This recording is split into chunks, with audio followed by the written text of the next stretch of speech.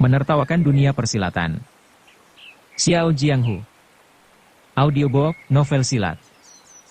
Cerita, Jin Yong. Jilid 67. Kemudian terdengar suara seseorang lainnya berbicara, pada zaman dulu banyak sekali jenderal bermargayang.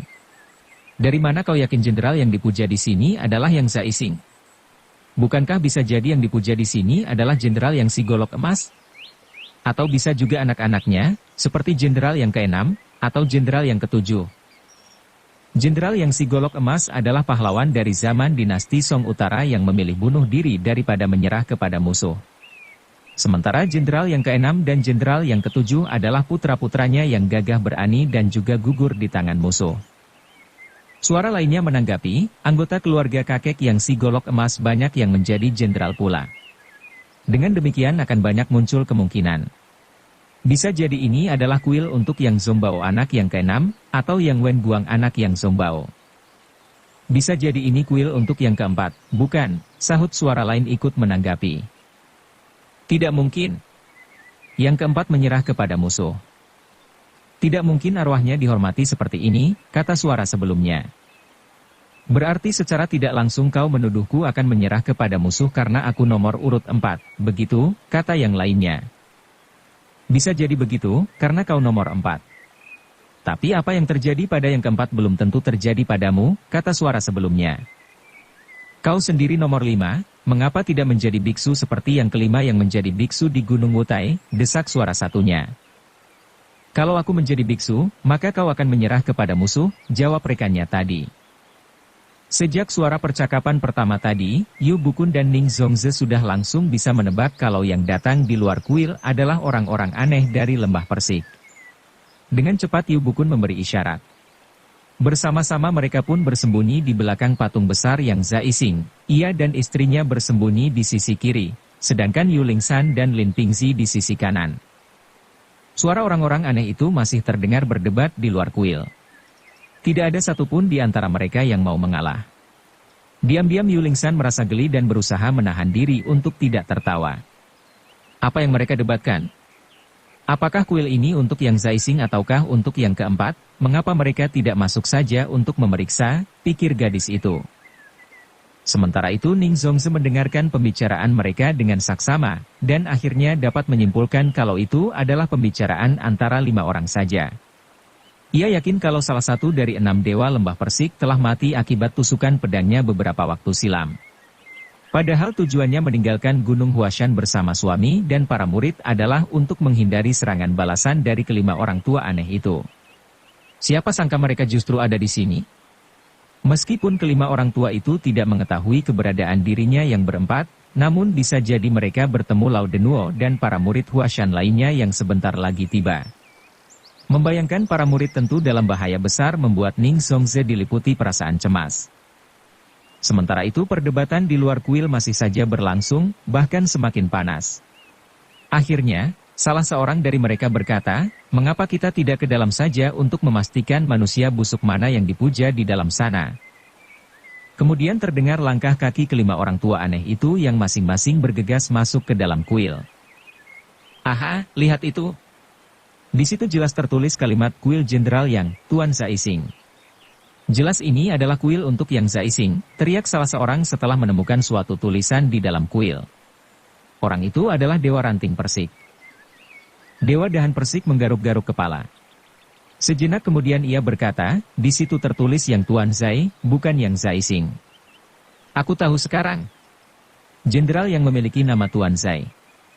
Nama lengkapnya adalah yang Tuan Zai. Sungguh nama yang bagus. Dewa Ranting Persik tidak terima dan berkata, jelas-jelas dia bernama yang Zaising. Mana ada orang bernama yang Tuan Zai? Dewa Dahan Persik bersikeras, coba kau baca itu baik-baik. Jelas-jelas di situ tertulis nama yang Tuan Zai, bukan yang Zaising. Dewa Akar Persik ikut bertanya, memangnya kata Sing itu artinya apa kalau bukan bagian dari nama? Dewa Daun Persik menjawab, Sing itu artinya bahagia. Setelah yang Tuan Zai meninggal, masyarakat di sini membangun kuil untuk menghormatinya. Sudah tentu jenderal yang merasa sangat bahagia. Tepat sekali. Tepat sekali, sahut Dewa Dahan Persik. Kuil ini dibangun untuk menghormati yang ketujuh. Tebakanku benar lagi. Aku sungguh pintar, sambung Dewa Bunga Persik. Bukan Yang Zaising. Aku tahu sekarang. Jenderal yang memiliki nama Tuan Zai. Nama lengkapnya adalah Yang Tuan Zai. Sungguh nama yang bagus. Ini jelas-jelas kuil untuk Yang Zaising, bukan yang ketujuh, seru Dewa Ranting Persik agak marah. Ini jelas-jelas kuil untuk Yang Tuan Zai, bukan yang ketujuh, seru Dewa Dahan Persik hampir bersamaan. Dewa Bunga Persik balas bertanya, kakak ketiga, dalam keluarganya, Yang Zaising itu anak nomor berapa? Aku tidak tahu, jawab Dewa Ranting Persik sambil menggeleng. Yang Zaising itu anak nomor 7. Maka, ia bisa juga disebut yang ketujuh, ujar Dewa Bunga Persik. Kakak kedua, kalau Yang Tuan Zai itu anak keberapa dalam keluarganya? Aku agak lupa. Dulu aku tahu. Kata Dewa Dahan Persik agak menggumam.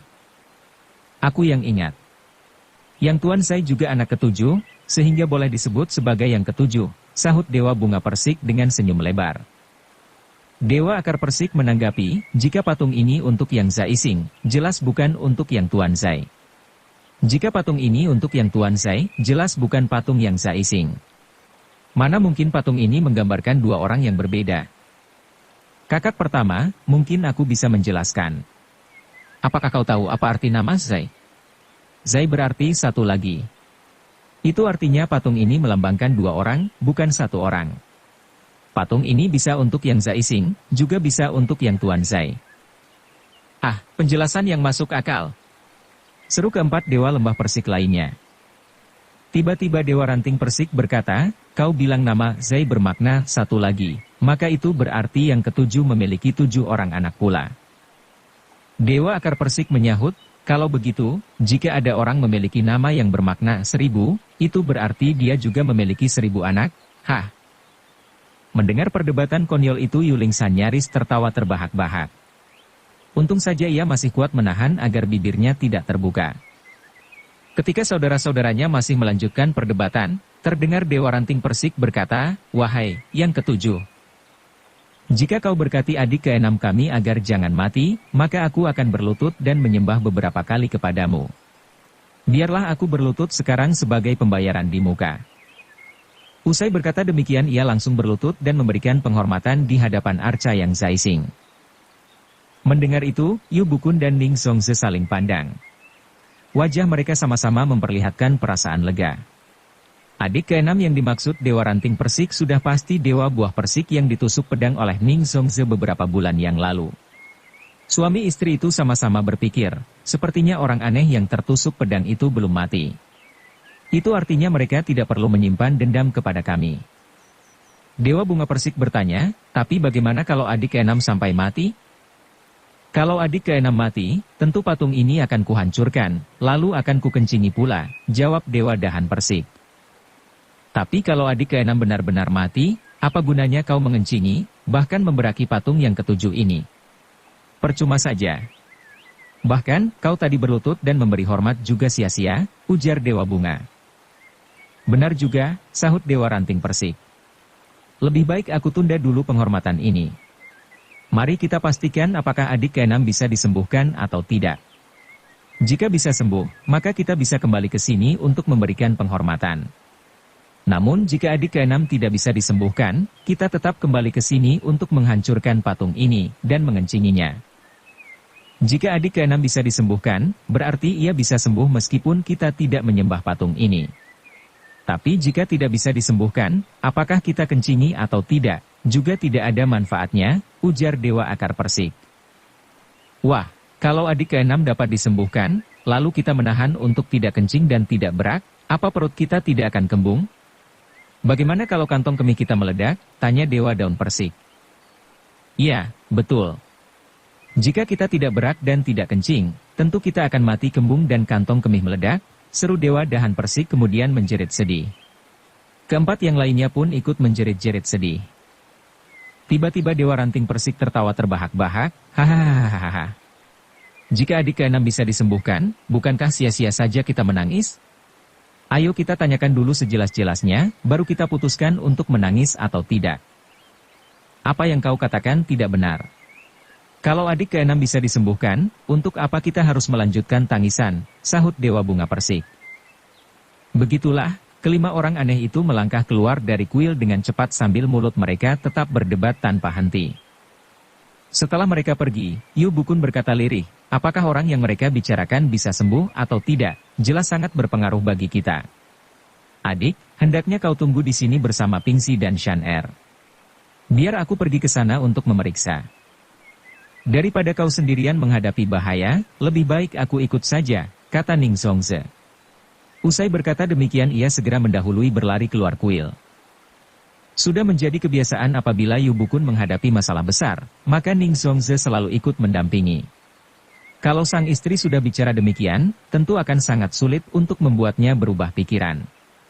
Maka, Yu Bukun pun segera menyusul Ning Zongze tanpa banyak bicara.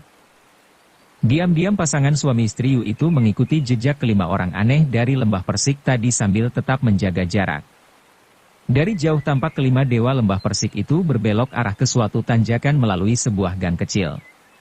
Sepanjang jalan mereka masih saja terus bertengkar sehingga tidak merasakan keberadaan dua orang pengintai di belakang mereka. Sesudah menyusuri jalan pegunungan itu, tampak di balik puluhan pohon willow yang rindang terdapat sebuah sungai kecil. Di tepi sungai itu terdapat beberapa rumah. Terdengar suara ribut kelima orang aneh itu menggema begitu masuk ke salah satu rumah tersebut. Mari kita berputar ke belakang rumah, ajak Yu Bukun kepada istrinya. Keduanya lantas mengerahkan ilmu meringankan tubuh untuk menyusup ke balik pepohonan willow yang rindang di belakang rumah tersebut. Kembali terdengar suara kelima dewa lembah Persik berseru keras, "Hei, kau telah membunuh adik keenam kami. Kenapa? Kenapa kau membedah dadanya? Keparat, kami harus mencabut nyawamu. Kami harus membedah dadamu juga. Ai, adik keenam, sungguh mengerikan kematianmu. Biar kami selamanya tidak akan kencing dan berak lagi agar mati kembung bersamamu." Yu Bukun dan Ning Zongze terkejut mendengarnya. Mereka sama-sama berpikir, kenapa ada orang membedah dada adik keenam mereka? Perlahan ia dan istrinya merunduk maju. Sampai di bawah jendela, mereka mencoba mengintip ke dalam rumah melalui celah-celah. Saat itu hari sudah mulai gelap. Di dalam rumah tampak beberapa pelita menyala. Di tengah rumah terdapat sebuah dipan dan di atasnya terbaring seorang lelaki dalam keadaan telanjang bulat. Dadanya telah terbuka, darah pun mengucur deras dan berceceran di mana-mana. Kedua mata orang itu tampak tertutup rapat. Sepertinya ia sudah mati sekian saat. Dari wajahnya dapat dikenali kalau orang itu adalah Dewa Buah Persik yang tempo hari terkena tusukan pedang Nyonya Yu di Gunung Huashan. Kelima dewa lembah Persik lainnya tampak berkerumun di sekitar tubuh adik mereka itu sambil menjerit-jerit dan mencaci maki seorang laki-laki bertubuh pendek dan gemuk. Laki-laki itu bertubuh pendek, tetapi memiliki kepala yang sangat besar. Kumisnya tipis di kiri dan kanan bibir, serta gerakan wajahnya sangat lucu. Kedua tangannya berlumuran darah. Tangan kanannya pun tampak memegang pisau yang masih meneteskan darah. Dengan mata melotot ia memandang kelima bersaudara yang sedang ribut itu. Sejenak kemudian barulah ia bertanya dengan suaranya yang berat, "Sudah selesai kalian kentut?" "Sudah." "Kau sendiri mau kentut apa?" sahut kelima bersaudara hampir bersamaan. "Dada saudara kalian ini tertusuk pedang. Dari tempat jauh kalian membawanya kemari dan meminta aku untuk menolong jiwanya," ujar si pendek gemuk. "Tapi perjalanan kalian terlalu lambat. Lukanya sudah membusuk, urat nadinya juga kacau. Untuk menolong jiwanya tidaklah sulit. Tapi sesudah sembuh ilmu silatnya akan punah. Setengah badan bagian bawah akan lumpuh. Orang cacat begitu apa gunanya disembuhkan? Cacat lebih baik daripada mati," sahut Dewa Akar Persik. Si pendek gemuk menjawab dengan gusar, kalau mengobati orang ya harus benar-benar sampai sembuh. Kalau orang yang kusembuhkan menjadi cacat lantas kemana mukaku ini harus ditaruh? Sudahlah, aku tidak jadi mengobati dia, tidak jadi. Lekas kalian gotong pergi mayat hidup ini. Jika kau tidak mampu menyembuhkan adik keenam kami, kenapa kau membedah dadanya? Tanya Dewa Dahan Persik. Coba katakan, apa julukanku? Tanya si pendek gemuk dengan nada dingin. Bukankah julukanmu adalah si tabib sakti pembunuh? Sahut Dewa Dahan Persik. Seketika Yu Bukun dan Ning Zongze terperanjat dan saling pandang. Masing-masing dari mereka berpikir, siapa sangka manusia pendek gemuk yang berwajah lucu ini adalah si tabib sakti pembunuh sangat termasyhur itu? Ai, jika orang itu bukan Ping Yizi, mana mungkin kelima orang aneh dari lembah Persik mati-matian memohon kepadanya untuk menyembuhkan adik keenam mereka? Mendapat 6 pelayan. Ping Yizi kembali berkata dengan nada dingin, karena julukanku adalah si tabib sakti pembunuh, maka apa susahnya kalau hanya membunuh 1 atau 2 orang? Apa susahnya membunuh seseorang? Tanya Dewa Bunga Persik. Tapi kau cuma pandai membunuh dan tidak becus mengobati orang. Sungguh percuma kau memakai julukan tabib sakti segala. Siapa bilang aku tidak becus mengobati orang? Teriak Ping Yizi gusar. Aku telah membedah dada mayat hidup ini. Urat nadinya yang putus sudah kusambung pula. Setelah sembuh nanti dia akan sehat seperti sedia kala. Ilmu silatnya juga tidak akan punah. Hanya dengan begitu kalian akan tahu kehebatan si tabib pembunuh yang sebenarnya. Aha, ternyata kau dapat menyelamatkan adik keenam kami. Jika begitu kami telah salah memarahimu, seru 5 bersaudara sekaligus dengan perasaan sangat gembira. Kalau begitu, kenapa tidak segera kau lanjutkan? Dada adik keenam sudah kau bedah, darahnya mengucur terus. Kalau tidak lekas diobati tentu akan terlambat, sambung Dewa Akar Persik. Yang jadi tabib itu kau atau aku? Tanya Ping Yizi galak. Sudah tentu kau, buat apa bertanya lagi? Balas Dewa Akar Persik. Kalau begitu dari mana kau tahu apakah akan terlambat atau tidak? Desak Ping Yizi. Sesudah membedah dadanya tentu aku siap mengobati dia. Tapi bagaimana aku bisa bekerja kalau kalian berlima setan alas keburu datang dan kemudian ribut tak menentu? Bukankah aku tadi telah menyuruh kalian untuk berpesiar ke kuil Jenderal Yang, kemudian kuil Jenderal Niu, dan kuil Jenderal Zhang selama seharian penuh? Sekarang mengapa kalian cepat kembali? Hei, lekas kau mulai saja. Sekarang justru kau sendiri yang rewel, bukan kami, sahut Dewa Dahan Persik. Ping Yizi melotot sejenak kepadanya. Sejenak kemudian orang itu membentak, ambilkan jarum dan benang. Kelima bersaudara, serta suami istri Yu yang berada di luar sampai terkejut oleh suara bentakan yang menggelegar itu. Jantung setiap orang sampai berdebar kencang dibuatnya. Tak lama kemudian muncul seorang wanita tinggi kurus melangkah masuk ke dalam ruangan itu sambil membawa sebuah nampan kayu. Tanpa bersuara ia lalu menaruh nampan tersebut di atas meja. Wanita itu berusia 40-an. Wajahnya pucat bagaikan mayat, telinganya lebar, serta matanya sayu seperti orang sakit-sakitan. Kalian telah memintaku menyelamatkan saudara kalian ini. Apakah kalian sudah tahu peraturanku? Tanya Ping Yizi kemudian. Sudah tentu kami tahu, jawab Dewa Akar Persik. Tak peduli harus membunuh siapa, silakan kau katakan saja. Sudah pasti kami tidak akan mengecewakanmu. Baiklah jika begitu, ujar Ping Yizi sambil mengangguk. Tapi sekarang aku belum tahu siapa orang yang harus dibunuh. Nanti kalau aku sudah ingat baru akan kukatakan pada kalian. Sekarang kalian harus berdiri di pinggir sana, dilarang mengeluarkan suara. Bersuara sedikit saja aku akan segera berhenti bekerja. Persetan dengan hidup atau mati kawanmu ini. Aku tidak peduli lagi. Sejak kecil 6 dewa lembah Persik selalu tidur bersama dalam satu kamar, dan makan bersama dalam satu meja, sambil selalu bicara satu sama lain. Meskipun sedang tidur mereka tetap mengigau, jarang diperintah orang sesukanya. Namun sekarang mereka diharuskan diam tanpa suara, kecuali saling pandang saja. Tapi begitu membayangkan sedikit suara saja bisa membuat nyawa adik mereka melayang, membuat mereka bergidik ngeri. Maka, demi menyelamatkan sang adik keenam, tidak ada jalan lain kecuali berdiri dengan mulut tertutup, bahkan bernafas panjang atau kentut juga tidak berani. Sementara itu Ping Yizi telah mengambil sebuah jarum besar dari nampan di atas meja. Setelah memasang benang putih bening secukupnya pada pangkal jarum tersebut, ia lalu menjahit dada Dewa Buah Persik yang terbedah itu.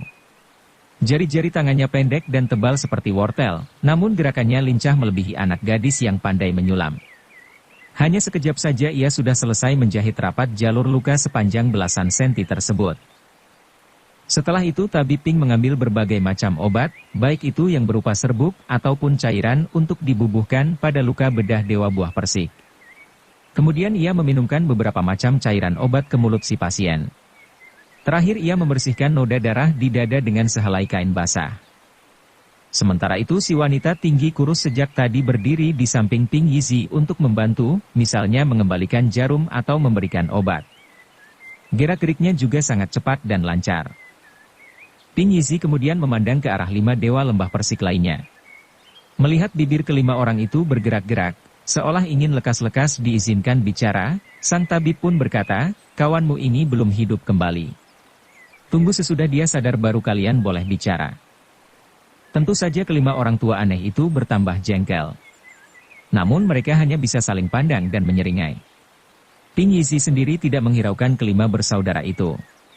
Ia hanya mendengus, kemudian duduk di samping. Sementara si wanita tinggi kurus lantas menyingkirkan nampan yang berisi jarum, benang, pisau bedah, dan peralatan lainnya ke dalam. Yu Bukun dan Ning Zongze yang masih mengintip di luar jendela pun menahan nafas. Saat itu keadaan sangat sunyi, sehingga sedikit saja bergerak pasti akan diketahui oleh orang-orang yang berada di dalam rumah. Selang agak lama, Ping Yizi berdiri dan berjalan mendekati Dewa Buah Persik. Tiba-tiba saja ia menepuk titik Bai Hui pada ubun-ubun si pasien yang masih terbaring itu.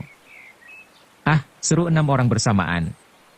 Yang 5 adalah kelima Dewa Lembah Persik yang menonton, sedangkan yang satu lagi adalah suara si pasien, yaitu Dewa Buah Persik sendiri. Setelah menjerit kaget, Dewa Buah Persik langsung bangun dan memaki, "Keparat! Mengapa kau pukul kepalaku?"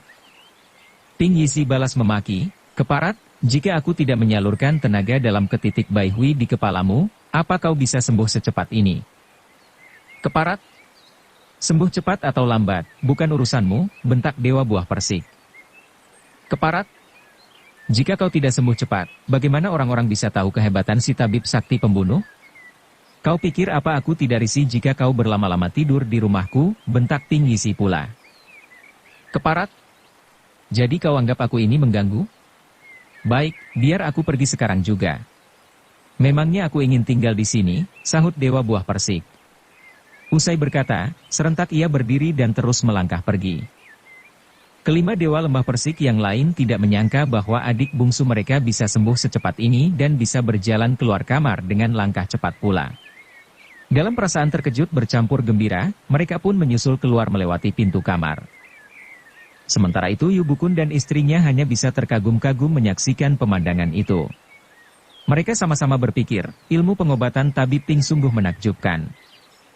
Tenaga dalamnya juga luar biasa. Saat ia menepuk titik Bai Hui pada kepala pasiennya tadi, ia pasti menyalurkan tenaga dalam tingkat tinggi untuk membuat si pasien bangun seketika. Ketika 6 Dewa Lembah Persik sudah pergi jauh, Ping Yizi pun berjalan menuju ruangan lain. Yu Bukun memberi isyarat untuk mengajak istrinya pergi. Keduanya pun melangkah perlahan-lahan. Ketika jarak dengan rumah tabib Ping sudah agak jauh, mereka pun menambah kecepatan dalam melangkahkan kaki. Tenaga dalam tabib Ping sungguh luar biasa, sedangkan kelakuannya sungguh aneh, ujar Ning Zongze di tengah jalan. Yu Bukun menanggapi, karena 6 Dewa Lembah Persik juga berada di kota Kaifeng sini, sebaiknya kita lekas pergi. Tidak ada untungnya kita mencari masalah dengan mereka. Ning Zongze tidak menanggapi lagi ucapan sang suami. Seumur hidup baru beberapa bulan terakhir ini ia merasakan kesialan yang bertubi-tubi. Suaminya adalah ketua perguruan Huashan, sekaligus tokoh penting dalam Serikat Pedang Lima Gunung yang terhormat, namun terpaksa harus menyingkir ke sana kemari. Seolah-olah di dunia ini tiada lagi tempat berteduh yang aman bagi mereka. Di antara dirinya dengan sang suami selalu bertukar pikiran tanpa ada yang ditutup-tutupi. Namun apabila membicarakan masalah ini, buru-buru mereka mengubah bahan pembicaraan karena merasa kejadian meninggalkan perguruan sungguh sangat memalukan. Kini begitu menyaksikan Dewa Buah Persik ternyata masih hidup jelas sangat melegakan hati pasangan suami istri tersebut. Rasanya bagaikan sebongkah batu besar telah dipindahkan dari kepala mereka. Tidak lama kemudian keduanya telah tiba kembali di kuil Jenderal Yang. Tampak Yu Lingsan dan Lin Pingzi, serta Lao Denwo dan murid-murid Huashan lainnya menunggu dengan perasaan cemas di ruangan belakang. "Mari kita kembali ke kapal," ajak Yu Bukun. Para murid sudah mengetahui kalau 6 Dewa Lembah Persik berada di sekitar situ, sehingga tanpa banyak bertanya mereka pun buru-buru melangkah pergi mengikuti perintah sang guru. Begitu sampai di atas kapal, Lao Denwo segera berbicara kepada jurumudi supaya segera berangkat. Namun tiba-tiba saja terdengar suara para dewa lembah persik berteriak-teriak dari jauh. Ling Huchong! Ling Huchong! Di mana kau? Kontan saja wajah Yu Bukun dan murid-muridnya bertambah pucat. Sekejap kemudian terlihat 6 orang berjalan cepat sampai ke tepi sungai. Mereka adalah 5 orang dewa lembah persik beserta tabib Ping Yizi. Karena kelima dewa lembah persik mengenali Yu Bukun suami istri, mereka pun bersorak-sorak kegirangan. Dalam sekejap kelima orang tua aneh itu sudah mendarat di atas kapal. Ning Zongzi langsung saja melolos pedangnya dan bersiap menusuk ke arah dewa akar persik. Namun Yu Bukun juga mencabut pedangnya dan menangkis pedang sang istri ke bawah sambil berkata, "Jangan gegabah." Saat itu haluan kapal agak tenggelam ketika kelima dewa lembah persik mendarat. Dewa akar persik berseru, "Ling Huchong, kau sembunyi di mana? Mengapa tidak lekas keluar?" "Untuk apa aku bersembunyi? Memangnya aku takut pada kalian?" seru Ling Huchong dengan nada gusar. Tiba-tiba kapal kembali oleng karena Ping Yizi si tabib sakti pembunuh telah mendarat pula. Diam-diam Yu Bukun berpikir, mengapa mereka menyusul kemari? Jangan-jangan mereka telah mengetahui perbuatan kami yang mengintip tadi? Orang-orang aneh dari lembah persik saja sudah sukar dilayani, apalagi sekarang bertambah dengan si tabib pula. "Ai, apakah jiwa kami hari ini akan melayang di kota Kaifeng ini?" Tiba-tiba Ping Yizi bertanya dengan sopan dan penuh hormat, "Bolehkah aku bertanya, yang mana saudara Ling Hu?" "Aku Ling Huchong." "Bolehkah aku bertanya siapakah nama tuan yang mulia ini dan ada keperluan apa?" jawab Ling Huchong yang kemudian melangkah maju perlahan-lahan. Ping Yizi mengamati pemuda itu dari atas ke bawah, lalu berkata, "Seseorang telah memintaku untuk mengobatimu."